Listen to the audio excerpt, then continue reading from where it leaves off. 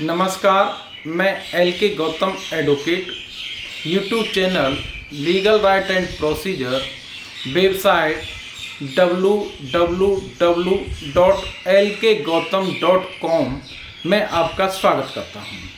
साथियों, अधिक कानूनी जानकारी और डिटेल के लिए आप मेरी वेबसाइट www.lkgautam.com को देख सकते हैं। मैंने सरल भाषा में आप तक उन कानून की पेचीदगी का समाधान करते हुए कानून के प्रावधानों को रखने का प्रयास किया है। आज आपके सामने एक विषय है जो अक्सर करके आम लोगों के सामने होता है, उसके संबंध में मैं कुछ बातें रखने का प्रयास कर रहा हूं। साथियों, अक्सर करके आपराधिक मुकदमा किसी न किसी व्यक्ति के खिलाफ साजिशन, रंजिशन अथवा अपराध होने के कारण दर्ज करा दिया जाता है। यानी एक पीड़ा मुकदमे की लोगों के सामने होती है और लोग जेल जाने के भय से पीड़ित होते हैं, भयभीत होते हैं और उन्हें कोई रास्ता नहीं मिलता है। यदि आपके पास ऐसे साक्ष्य हैं या आपको ऐसा प्रतीत होता है कि मुकदमा झूठा लिखाया गया है या आप दूसरे पक्ष यानी अभियोजन की कहानी को संदेह की दृष्टि से देखने में सफल होते हैं, तब आपको अग्रिम जमानत आपके आचरण और व्यवहार से मिल सकती है।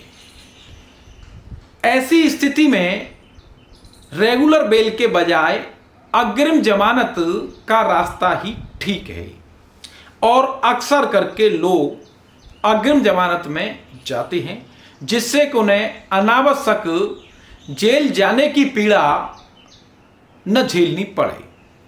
मैं आपके सामने एक प्रश्न के माध्यम से अपने आज के विषय को रखने का प्रयास कर रहा हूं।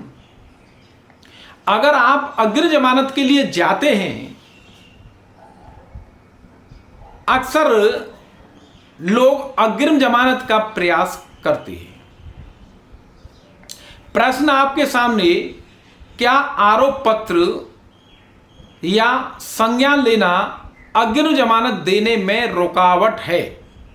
यानी कोई अपराध आपके खिलाफ दर्ज हुआ, उस अपराध की स्थिति यह है कि उसमें चार्जशीट पेश हो गई है और चार्जशीट पेश होने के बाद संज्ञान ले लिया गया है, सम्मन इश्यू हो गए हैं, वारंट इश्यू हो गए हैं, आपकी जानकारी में नहीं आ पाया है या 82 की कार्रवाई यानी आपके खिलाफ अदालत में ये उद्घोषणा कर दी गई है कि आप फरार हैं, जिसे 82 की कार्रवाई कहती है। और 82 की कार्रवाई होने के 30 दिन बाद 83 CRPC की कार्रवाई की जा सकती है। 83 में जो व्यक्ति फरार है उसकी संपत्ति को कुर्क कर लिया जाएगा, यानी कब्जा कर लिया जाएगा। मैं यहां आपके सामने मात्र चार्जशीट दाखिल हो गई या संज्ञान ले लिया गया, उसके बाद की स्थिति क्या जमानत देने में, अग्रिम जमानत देने में रुकावट पैदा करती है, इस प्रश्न को रखने का प्रयास कर रहा हूं। अक्सर करके आपने देखा होगा, मैंने भी महसूस किया है, हमारे न्यायिक अधिकारीगण अग्रिम जमानत आवेदन को सुनते हैं और उनकी जानकारी में ये तथ्य आता है कि अमुक मामले में अग्रिम जमानत के संबंध में जिसकी सुनवाई कर रहे हैं, इस मुकदमे से संबंधित चार्जशीट दाखिल हो चुकी है अथवा चार्जशीट दाखिल होने के बाद संज्ञान ले लिया गया है और सम्मन किया गया है। चूंकि ऐसा अभी तत्कालीन मामला इलाहाबाद हाई कोर्ट में आदेश हुआ है, इससे पहले माननीय सुप्रीम कोर्ट के कई निर्णय इस विषय के संबंध में है। उत्तर प्रदेश के जिला अलीगढ़ में डॉक्टर साहब कार्तिकेय शर्मा के विरुद्ध दहेज उत्पीड़न और छेड़छाड़, धमकी, दहेज मांगने की घटना के संबंध में मुकदमा दर्ज हुआ। इस संबंध में डॉक्टर साहब ने जिला न्यायालय में अग्रिम जमानत प्रार्थना पत्र दिया। इस अग्रिम जमानत प्रार्थना पत्र को इस आधार पर सेशन कोर्ट ने रिजेक्ट किया कि चार्जशीट दाखिल हो चुकी है और जो लोग अग्रिम जमानत की मांग कर रहे हैं वो मुख्य अभियुक्त हैं, नामजद हैं, लिहाजा ये एप्लीकेशन मेंटेनेबल यानी पोषणीय नहीं है, लग नहीं सकती है, ऐसा लिख करके आदेश कर दिया और अग्रिम जमानत नहीं दी। साथियों, अक्सर करके अदालतों में ऐसे आदेश होते हैं। मैंने भी जहां मैं प्रैक्टिस करता हूं वहां ऐसे आदेश न्यायिक अधिकारीगण द्वारा करते हुए देखा है। मैं ये प्रश्न रखना चाह रहा हूं इस वीडियो के माध्यम से, इस मामले में या अन्य मामले में न्यायिक अधिकारीगण ऐसा क्यों करती हैं?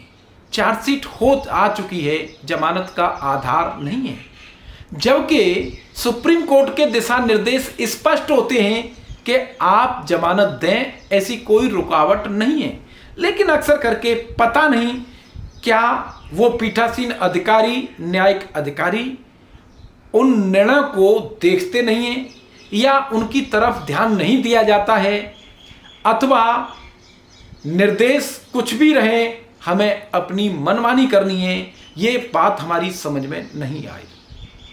लेकिन हम ये कहना चाहेंगे कि अभी हमारी अपनी कोई राय नहीं है। अभी हाई कोर्ट इलाहाबाद द्वारा ये निर्णय किया गया कि ऐसे मामले में जहां चार्जशीट दाखिल हो चुकी है, संज्ञान ले लिया गया है, वहां जमानत दी जा सकती है, ऐसी कोई रुकावट नहीं है। गुरबख्श सिंह सिबिया बनाम स्टेट ऑफ पंजाब, सुशीला अग्रवाल आदि बनाम स्टेट ऑफ दिल्ली, माननीय सुप्रीम कोर्ट द्वारा ये निर्णय में बताया गया है कि अग्रिम जमानत दी जा सकती है। चार्जशीट दाखिल होने का मतलब ये नहीं है कि अग्रिम जमानत की गुंजाइश खत्म हो गई है।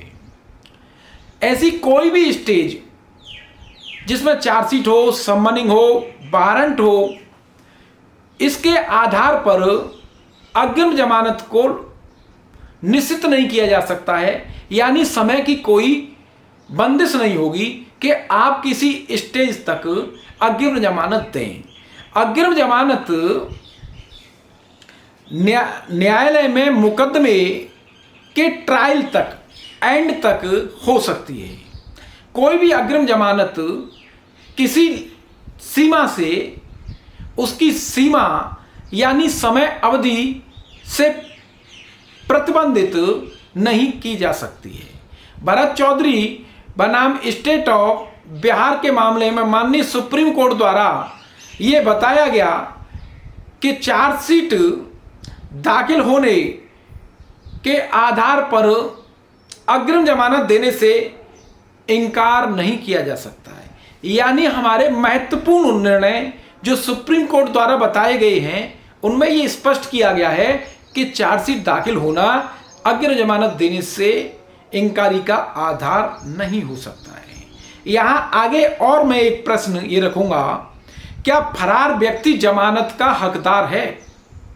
किसी व्यक्ति के खिलाफ 82 की कार्रवाई हो चुकी है और वो फरार है, ऐसा पत्रावली कहती है कि वो व्यक्ति फरार है, 82 की कार्रवाई हो गई है। प्रेम शंकर प्रसाद बनाम स्टेट ऑफ बिहार और मध्य प्रदेश राज्य बनाम प्रदीप शर्मा के मामले में सुप्रीम कोर्ट द्वारा ये कहा गया है कि 82 सीआरपीसी में फरार घोषित होने के बाद कोई व्यक्ति अग्रिम जमानत की राहत का हकदार नहीं है।